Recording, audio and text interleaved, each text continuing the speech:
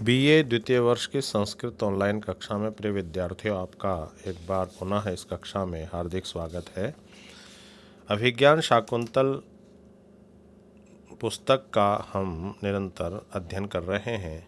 इसका पंचम अंक हम पढ़ा रहे हैं। कल कंचुकी के द्वारा ये कहा गया था कि राजा अपनी प्रजा का पुत्र के समान पालन करके शांत मन से आराम करने चला गया है। उसी प्रकार से चला गया है जिस प्रकार से कोई हाथियों का जो बड़ा हाथी है वो सारे समूह को एकत्र करके छाया में बैठा देता है और स्वयं आनंद से जो है परिश्रम को दूर करने के लिए शांत मन से एकांत सेवन कर रहा है। अब वहाँ पर राजा कंचुकी जो है वहाँ पहुँचता है और राजा को कहता है कि कोई जो है महर्षि कण्व के आश्रम से आपके यहाँ पर कोई मिलने के लिए आया है। तभी कंचुकी राजा से बात करता है कि लाओ उनको, राजा को मार्ग दिखाता है और राजा जो है अपनी बात कहता है औत्सुक्य मात्र अवसायति प्रतिष्ठा क्लिश्नाति लब्ध परिपालन वृत्तिरेनम नाति श्रम अपनयनाय यथा श्रमाय राज्यम स्वहस्त धृत दंडमिव आतपत्रम। चूँकि राजा अपने शयन आराम कक्ष में आराम कर रहा था और तभी कण्व ऋषि के शिष्य आए हैं और वहाँ पर कंचुकी जा कर के उसको इसकी सूचना देता है और कण्व ऋषि के आश्रम से आए हुए की जानकारी से वह उठ कर के वह उनसे मिलने के लिए आ गया है। इसीलिए वो कहता है कि औत्सुक्य मात्रम अवसायति प्रतिष्ठा। प्रतिष्ठा अर्थात उच्च पद आदि की प्राप्ति, अथवा यूँ कह सकते हैं कि जब कोई वस्तु प्राप्त नहीं होती है तब तक उस प्राप्ति से उत्पन्न प्रतिष्ठा, प्रसिद्धि अथवा गौरव औत्सुक्य मात्रम केवल उत्सुकता को अवसायति शांत करती है। यानी जब तक पद प्राप्त नहीं होता है और जब पद प्राप्त हो जाता है तो वो उत्सुकता को शांत कर देता है, इसलिए अवसायति शांत करती है। और लब्ध परिपालन वृत्ति है और प्राप्त वस्तु की रक्षा का कार्य एनम, इसको राजा आदि को क्लिश्नाति दुखी कर देता है अर्थात कष्ट देता है। उसी प्रकार से कष्ट देता है जिस प्रकार से स्वहस्त धृत दंडम, जिनका डंडा या दंड स्वयं अपने हाथ से पकड़ा गया है, ऐसा आतपत्रम यानी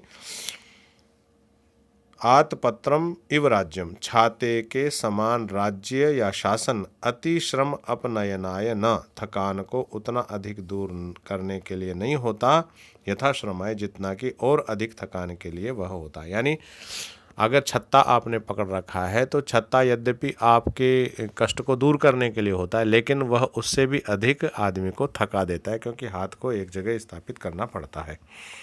तो प्रिय विद्यार्थियों, यहाँ पर राजा ये कहना चाह रहा है कि शासन जब तक प्राप्त नहीं हो जाता तब तक उसके प्रति उत्सुकता बनी रहती है, लेकिन जब शासन प्राप्त हो जाता है, राज्य प्राप्त हो जाता है, शासक बन जाता है, तो उस शासक के कर्तव्यों का पालन करना अत्यंत ही कठिन कार्य है, क्योंकि वह उतना अधिक उसके थकान को दूर नहीं करता जितना कि वह उसे और अधिक थकान से युक्त कर देता है। तो यहाँ पर राजा कहना चाह रहा है कि उच्च पदादि की प्राप्ति जन्य प्रसिद्धि केवल उत्सुकता को ही शांत करती है, किंतु प्राप्त वस्तु की रक्षा का कार्य इस राजा को दुखित ही करता है। अपने हाथ से जिसका दंड पकड़ा गया, ऐसे छत्र के समान राज्य थकान को उतना अधिक दूर नहीं करता जितना कि थकान को उत्पन्न करता है। अर्थात इसका भावार्थ यह है कि अधिकार प्राप्त से उत्पन्न जो दुख है या खिन्नता है उसको प्रकट करता हुआ राजा कहता है कि राज्य आदि उच्च पद की प्राप्ति से जो व्यक्ति को गौरव प्राप्त होता है वह केवल उसकी इष्ट वस्तु प्राप्ति जन्य उत्सुकता या उमंग को ही शांत करता है और कुछ नहीं। इष्ट वस्तु पाकर उसकी उमंग समाप्त हो जाती है, किंतु प्राप्त हुई वस्तु की रक्षा करने का भार उसे अत्यधिक दुख ही देता है। अतः राज्य वस्तुतः उसे छाते के समान है, उस छाते के समान है जिसका कि दंड उसने स्वयं धारण किया हुआ है। ऐसा छाता व्यक्ति की थकान को उतना अधिक दूर नहीं करता जितना कि उसे थकान स्वयं देता है। तो यहाँ पर कहा है कहीं नाति श्रम अपनायनाय न च श्रमाय भी, इसका यानी अपने हाथ में छत्र को जिसने धारण किया है वो थकान दूर करता है, लेकिन वो अधिक थकान उत्पन्न कर देता है। अर्थात दंड धारण में जितना कष्ट होता है उतना ही आराम नहीं मिलता, पर लाभ कुछ नहीं होता। तो प्रिय विद्यार्थियों, इस पद्य के उत्तरार्ध में वाक्यार्थ के हेतु होने से काव्यलिंग अलंकार है, अर्थात उत्तरार्ध वाक्यार्थ के प्रति पूर्वार्ध वाक्यार्थ का हेतु है, इसलिए इसमें काव्यलिंग नामक अलंकार है। और इसमें अनुप्रास अलंकार भी है और वसंत तिल का इसमें छंद है। प्रतिष्ठा पद इसमें आया है, तो प्रतिष्ठा की व्याकरण है प्रति धन स्था धन अंग प्रत्यय से प्रतिष्ठा पद सिद्ध होता है।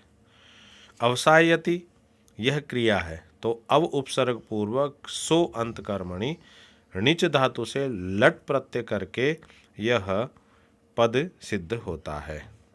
और आतपत्रम आतपात त्रायते इति आतपत्रम या छत्रम, आतप त्रा प्लस क प्रत्यय लग करके आतप प्लस त्रा प्लस क प्रत्यय करके यह शब्द सिद्ध होता है। तो प्रिय विद्यार्थियों, आज की कक्षा में इतना ही। आगे कल की कक्षा में हम आपको विशेष अध्ययन कराएंगे। धन्यवाद।